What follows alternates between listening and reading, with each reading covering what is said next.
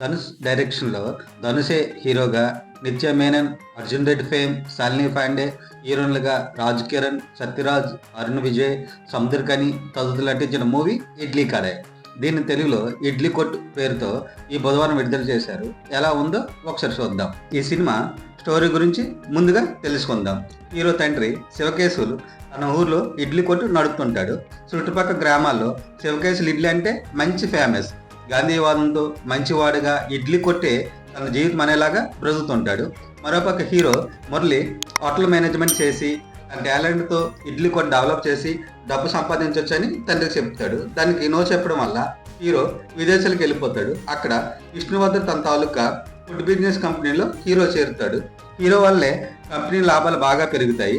దానివల్ల విష్ణువర్ధన్ కూతురు హీరోని మేరాకు హీరోకి ఇచ్చి పెళ్లి చేయాలని నిర్ణయించుకుంటారు. ఈ పెళ్లికి విష్ణువర్ధన్ కొడుకు అశ్వినికి ఇష్టం ఉండదు, కానీ పెళ్లి పనులు జరుగుతుంటాయి.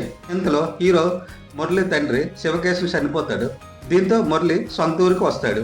ఊరికి వచ్చిన మురళికి ఎదురైన అనుభవాలు ఏంటి, తండ్రి గుర్తుగా మిగిలిన ఇడ్లీ కొట్టు ఏం చేశాడు, ఊర్లో హీరో గురించి ఎదురు చూస్తున్న మరో హీరోని కళ్యాణ్ స్టోరీ ఏమిటి, హీరో విదేశాలకు వెళ్ళి మీరాతో పెళ్లి చేసుకున్నారా లేదా అనేది ఈ సినిమా కథ.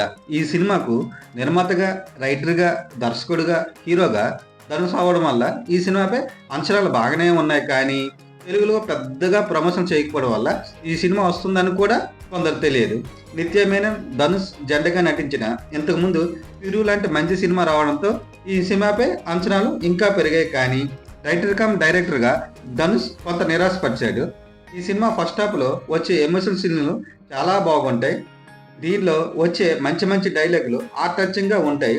తెలుగు డైలాగులో ఇప్పుడుకున్న జనరేషన్ తగ్గట్టు చాలా బాగా రాశారు. ఇంటర్వెల్ వరకు ఇంట్రెస్ట్గా ఉంటుంది, కానీ సెకండ్ హాఫ్లో ఒకటో రెండో సీన్లు తప్ప పెద్దగా ఆకట్టుకోవు. స్టోరీ పక్కదారికి వెళ్ళిపోతుంది. ఫస్ట్ హాఫ్లో ఉన్న ఎమోషన్స్ సెకండ్ హాఫ్లో పూర్తిగా మిస్ అయ్యాయి.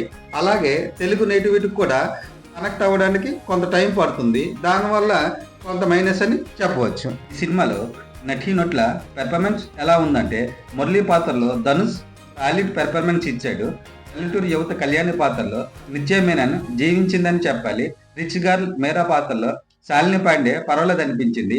హీరో తండ్రి పాత్రలో రాజ్ కిరణ్ ఈ సినిమాకి పెద్ద ప్లస్ పాయింట్ అని చెప్పాలి.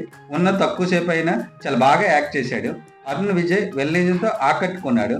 సత్యరాజ్, అర్తిబన్ మరియు మిగతా నటునటులు కూడా తన పాత్ర తగ్గట్టు నటించారు. మ్యూజిక్ డైరెక్టర్ జీవి ప్రకాష్ బీజిఎంతో ఆకట్టుకున్నాడు. సినిమాటోగ్రఫీ చాలా బాగుంది. ఎడిటింగ్ సెకండ్ హాఫ్ పై కొద్దిగా దృష్టి పెట్టుంటే బాగున్ను. నిర్మాణాలు బాగున్నాయి. ఓవరాల్గా ఈ సినిమా ఫ్యామిలీ ఆడియన్స్కి అయితే పర్వాలేదు, కానీ మిగతా వారికి పెద్దగా ఆకట్టుకోదు. మన సినీ జాతర ఈ సినిమాకి ఇచ్చే రేటింగ్ 2.75 out of 5కి.